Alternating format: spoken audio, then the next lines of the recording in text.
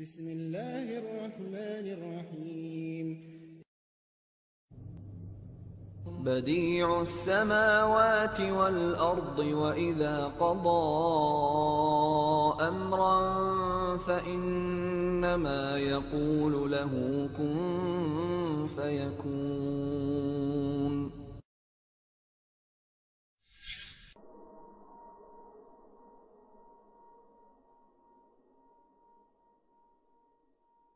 Le cheikh il dit akhtaru min al-yahudi wa nasara, plus dangereux que les juifs et les chrétiens. Hein? Le cheikh il explique maintenant qui est plus dangereux que les juifs et les chrétiens pour les musulmans. C'est les gens de bid'ah. Hein? Et il va expliquer quelle catégorie et pourquoi.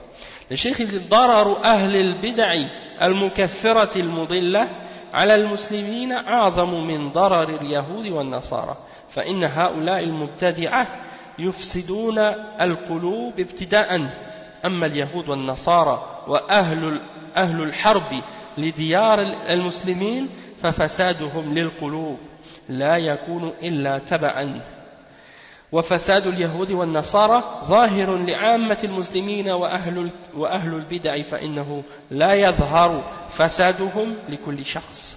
Le cheikh il dit, il cite les paroles de Ibn Taymiyyah dans le volume 28 à la page 232. Ibn Taymiyyah il dit que le mal qui vient des gens de bid'a et la catégorie de bid'a qui atteint le niveau de kufr, hein, parce qu'il y a des degrés de bid'a. Il y a des bid'a qui sont shirk, il y a des bid'a qui sont kufr akbar, qui font sortir de l'islam, et il y a des bid'a qui sont dans d'autres degrés plus bas, qui ne font pas nécessairement sortir quelqu'un de l'islam.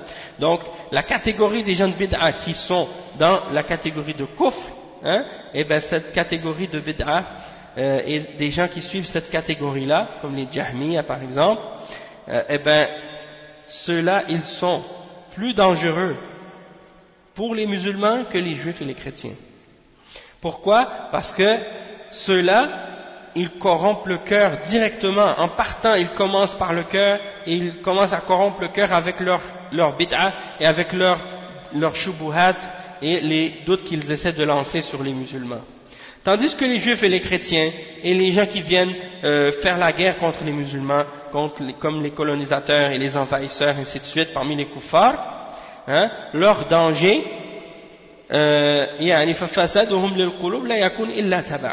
c'est-à-dire le danger et la corruption qu'ils font dans les cœurs des musulmans, c'est quelque chose qui vient par la suite, hein, qui vient à la suite. C'est pas quelque chose qui commence il commence pas directement par les cœurs. Il commence physiquement à essayer de prendre le contrôle sur les musulmans, puis ensuite, petit à petit, ils essaient de corrompre les cœurs. Tandis que les gens de bid'a, eux, ils attaquent droit au cœur du premier coup. Et il dit que la corruption des juifs et des chrétiens, elle est apparente. Pour tous les musulmans, qu'ils soient savants ou qu'ils soient des gens ordinaires, ils les voient, ils savent tout de suite que ce sont des gens qui veulent faire la corruption et le désordre. Hein? Il n'y a personne aujourd'hui qui va douter de la corruption ou de l'égarement des juifs en Palestine ou bien des chrétiens ou des autres kuffars dans le monde. Il n'y a personne qui va douter de ça ou qui va remettre ça en question, c'est clair, c'est apparent. Leur religion, tout le monde sait que c'est une religion de fausseté et d'égarement et de shirk, hein, et de kufr. Mais quand quelqu'un t'arrive au nom de l'islam et il parle qala Allah, qala Rasulullah, qu'il est habillé comme quelqu'un qui est musulman et qui parle la langue du Coran et de la Sunna, hein, et qui parle la langue de la révélation et qui s'exprime avec les termes de la charia, hein, et qui te dit des choses qui sont en opposition avec l'islam et en opposition avec le Coran et la Sunna, ça c'est une beaucoup plus grande fitna pour les gens, hein, parce que la fitna des gens de bid'a et l'égarement des gens de bid'a, elle ne peut pas apparaître aussi clairement pour tout le monde, contrairement à la fitna et à l'égarement des kuffars et des juifs et des chrétiens par exemple. Donc c'est pour ça que c'est dangereux, et plus dangereux que pour les chrétiens, hein, parce que les chrétiens, tu vas t'en méfier, tu vas faire attention, hein, malgré qu'il y a un certain groupe de musulmans aujourd'hui qui considèrent les chrétiens et les juifs comme étant des croyants, hein, et qui leur font plus confiance à eux qu'aux musulmans, hein. C'est comme ceux qui disent par exemple, les pays de kufr sont des pays musulmans, et les pays musulmans sont des pays de kufr. Et ils disent, les kuffars ont un meilleur comportement que les musulmans. Et ils sont meilleurs que les musulmans. Et donc ils disent, regardez les kuffars, ils ont par exemple telle qualité, ils sont disciplinés, ils sont bien organisés, ils ont ils respectent ils sont ponctuels, ils sont ci, ils sont ça. Mais il y a un problème dans la façon dont ces gens-là regardent les choses, et c'est dû souvent à leur ignorance de l'islam et du tawhid. Parce que quand ils regardent les kuffars, ils voient tout de leur bon comportement excepté leur shirk. Ils voient tout de leur bon comportement excepté le plus grave. Qu'est-ce qu'il y a en eux? C'est le shirk qui détruit toutes les bonnes œuvres. Et quand ils regardent les musulmans, ils regardent toutes leurs fautes et leurs péchés sauf leur tawhid. Ils regardent tous les erreurs et les fautes et les péchés des musulmans, mais ils négligent toujours leur tawhid et leur islam et leur tawhid. Donc c'est comme si en réalité ces gens-là, ils renversent toute la religion à l'envers. Les kuffars, ils regardent tout sauf leur shirk, et les musulmans, ils regardent tout sauf le tawhid. Et le tawhid, ça efface tous les péchés. Et même si quelqu'un a fait des péchés et qu'il meurt, mais qu'il n'a pas fait de shirk ni de kufr et qu'il rentre en enfer, il ne va pas demeurer éternellement en enfer. Tandis que le mushrik et le kafir, peu importe le bien qu'il a fait, s'il a fait le shirk ou le kufr et qu'il rentre en enfer, il ne va jamais sortir, même si c'était le plus généreux, le plus gentil, le plus ponctuel, le plus poli, le plus ci, le plus ça. Même s'il était le plus organisé, le plus civilisé, le plus développé scientifiquement ou peu importe. Et donc c'est pour ça qu'il ne faut pas dénigrer ton frère musulman qui est sur le tawhid et sur la sunna. Peu importe bien entendu tu lui donnes le nasiha, mais de dire que le kafir est meilleur et que les pays de kufr sont meilleurs, là il y a un problème dans la aqidah, il y a un problème quelque part. Donc ça c'est un détail mais c'est important et c'est fondamental en fait. Et le cheikh il dit قال شيخ الإسلام إن كثيرا من أهل البدع منافقون النفاق الأكبر. Le cheikh il mentionne cette parole par l'intermédiaire du livre Tariq al-Wusul à la page 251. Il dit que Cheikh al-Islam a dit la plupart des gens de bid'ah sont des munafiqoun d'une catégorie de nifaq ou d'hypocrisie qui est majeure. Et après il dit وَلِهَذَا نَبَّهَ الْعُلَمَاء على إنكار منكر المبتدعة أولى من إنكار دين اليهود والنصارى بل إن أئمة الهدى يرون أن انتزاع مدرسة شرعية من مبتدع أفضل من انتزاع بلدة من الكفار.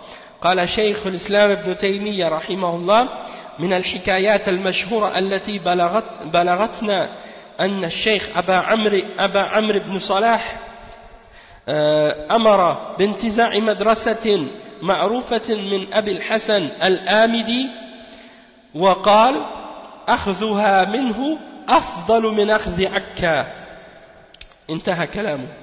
Donc le cheikh il dit que les ulama ont noté à ce point-là que de dénoncer et de réfuter les erreurs des mubtadi'ah à précédence est plus important que de réfuter et de dénoncer la religion des juifs et des chrétiens.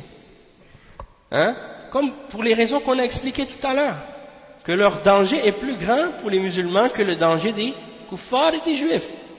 Les juifs et des chrétiens et les autres kuffars. Il y a des gens aujourd'hui, c'est ça qu'ils font. Ils disent, ah regardez, hier ou avant-hier, je passais devant, parce que je suis allé faire la prière à l'université, dans une université, il y a une salle de prière, je suis passé par là, alors j'ai fait la prière là-bas. Et il y avait justement une conférence sur la Palestine organisée par un groupe, soi-disant des défenses des droits des Palestiniens, ainsi de suite. Bien entendu, c'est des musulmans, ou bien c'est des arabes chrétiens, ou arabes laïcs, ou je sais pas quoi, puis il y a des musulmans avec eux. Et puis, qu'est-ce qui est étonnant de voir, c'est que ces gens-là, subhanallah, ils veulent défendre la Palestine, soi-disant, et puis tu vois, par exemple, à l'entrée de l'auditorium, les jeunes femmes et les hommes mélangés, et les jeunes filles, on voit leur corps, ils n'ont pas de hijab, rien, et puis ils ont le foulard palestinien dans le cou, Et puis, eh ben, tu vois quoi? Tu dis quoi? Est-ce que c'est de cette manière qu'on va donner la victoire à la Palestine?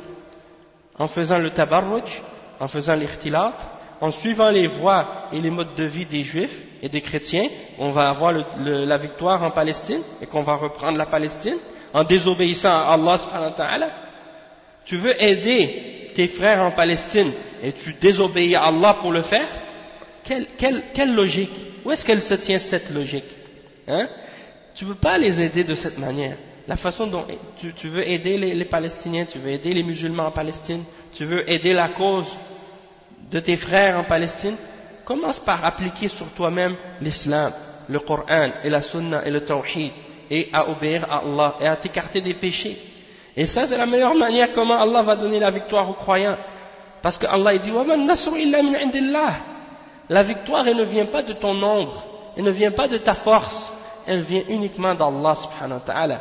Et Allah va pas te la donner excepté s'il est satisfait de toi dans ta religion et dans ta pratique et dans ta compréhension. Hein? Et donc c'est pour ça. Et tant qu'on n'accepte pas le fait que Allah nous a punis pour nos péchés et qu'il a mis les Juifs au-dessus de nous à cause de nos péchés, on ne va jamais sortir de cette situation dans laquelle on est actuellement. Ce n'est pas les manifestations qui vont vous aider, ce n'est pas rien d'autre qui va nous aider. La seule chose qui va nous aider, c'est de revenir à Allah subhanahu wa ta'ala et de revenir au manhaj que Allah nous a ordonné de suivre, le Coran, la sunna et la voie des salaf salih. Hein? Donc, de chanter aux droits de l'homme, ça ne va rien changer pour les musulmans tant qu'ils ne reviennent pas au Coran et à la sunna. Hein? Et le cheikh il dit donc, ça c'est juste en passant, mais c'est pour dire, c'est plus important de clarifier les égarements et les erreurs des gens de bid'ah que de clarifier les faussetés de la religion juive et chrétienne. Et même les imams de la guidance, hein, ils ont considéré à l'époque que c'était plus important de retirer une école islamique de la main d'un mubtadi' que de prendre ou de retirer une ville de la main des kuffars et de l'emprise des kuffars.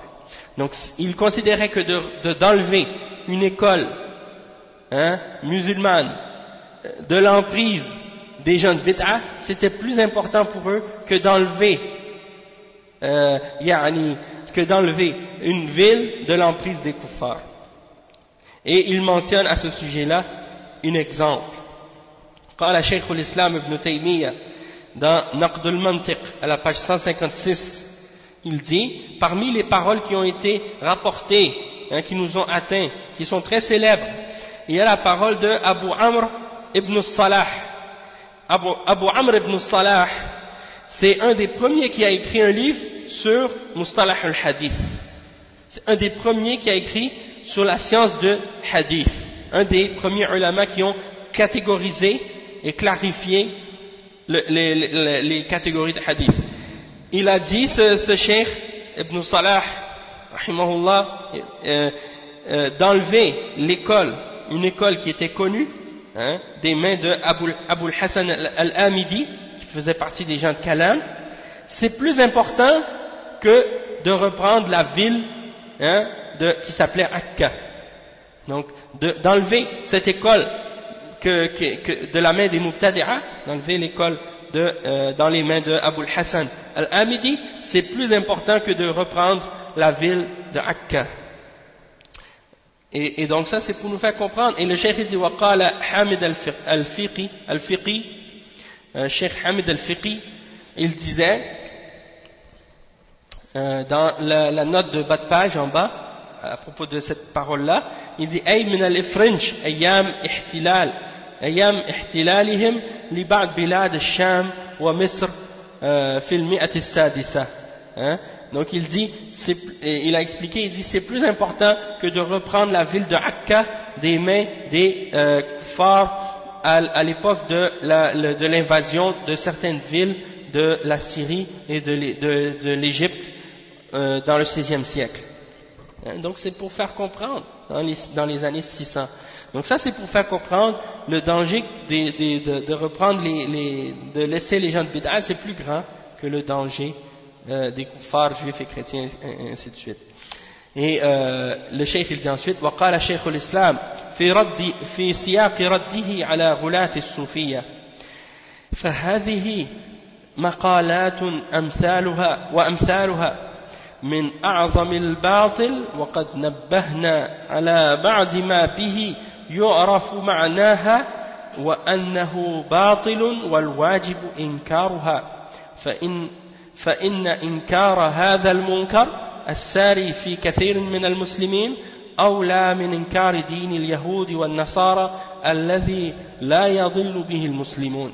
Le cheikh il dit que Cheikh l'Islam il dit dans le contexte d'une réfutation des extrémistes parmi les soufis dans le volume 2 à la page 359 et ça c'est pour montrer ceux qui prétendent aujourd'hui parmi les ignorants et parmi les égarés, les gens de Bid'a qui disent que Ibn Taymiyyah était un soufi et qui essaient de dire qu'il était parmi les soufiyines. Et Ibn Taymiyyah il a écrit 2 livres dans Majmu' al-Fatawa, il y a le volume 10 et le volume 11 qui est spécifiquement sur la réfutation des soufiyines. Ça c'est sans compter les autres livres qui réfutent les soufiyas. Eh bien, qu'est-ce qu'ils font? Dans 2 volumes qui font à peu près chacun de 700 pages, ils te sortent 3 ou 4 petits paragraphes, quelques lignes, et puis ils te disent, regardez, Ibn Taymiyyah est un soufi. Nasallallahu al-afiyah. Comment ces gens-là, ils déforment la réalité. Et ils savent que la plupart d'entre leurs fidèles vont jamais retourner aux livres de base de Ibn Taymiyyah et aux écrits directs. Alors, ils ne font que transmettre des choses que leurs shuyukh d'égarement ont transmis, et ils ne font que se baser sur ces critiques que leurs shuyukh ont fait. Ils vont jamais retourner au livre de Ibn Taymiyyah directement pour vérifier les paroles de Ibn Taymiyyah. Et donc ça c'est des exemples. Mais bon, il y a ici un exemple d'une réfutation d'Ibn Taymiyyah. Et il dit, ces paroles et ces exemples sont parmi les plus grandes formes de mensonges et de fausseté. Et on a averti contre certaines d'entre elles, on a mis des notes à propos de certaines d'entre elles, et on a clarifié leur signification, et on a clarifié que ce sont des choses fausses, et que l'obligation c'est de les dénoncer, de les réfuter, parce que de réfuter ce genre de munkar qui se diffuse et qui circule parmi beaucoup de musulmans, ça a précédence, et c'est plus important que de dénoncer la religion des juifs et des chrétiens. Parce que la religion il dit, le cheikh, alladhi la yadullu bihi al-muslimun, la religion des juifs et des chrétiens, tu ne peux pas égarer par ces choses-là les musulmans. La plupart des musulmans, ils ne vont pas se laisser égarer facilement par les égarements des juifs et des chrétiens, parce que leur égarement est évident. Mais l'égarement des gens qui se disent musulmans et qui appellent à des égarements et au shirk et à la bid'a et au kufr aussi, eh bien, quand c'est fait au nom de l'islam, c'est beaucoup plus dangereux. Donc le cheikh il dit ensuite, وَهَذَا الْإِمَامَ أَحْمَدْ يرى أنه يستعان باليهود والنصارى ولا يستعان بالجهمية. قال المروزي للإمام أحمد أيستعان باليهود والنصارى وهم مشركون ولا يستعان بالجهم؟ قال يا بني يغتر بهم المسلمون. Subhanallah. Donc le cheikh il dit, regardez l'imam Ahmad, il considère que de demander l'aide des juifs et des chrétiens c'est permis, mais qu'on ne peut pas prendre l'aide des Jahmiyyah. T'imagines? Vous imaginez? Donc le cheikh il dit, Al-Marwazi, l'imam Al-Marwazi, un des grands imams parmi les imams des Salaf, il a demandé à l'imam Ahmad, est-ce qu'on peut demander l'aide des juifs et des chrétiens alors que ce sont des mushrikoun, et on ne prend pas l'aide des Jahmiyyah ou d'un Jahmi? L'imam Ahmad a répondu, oh mon fils, les musulmans peuvent se faire tromper par ceux-là, par les Jahmiyyah, et non pas par les juifs et les chrétiens.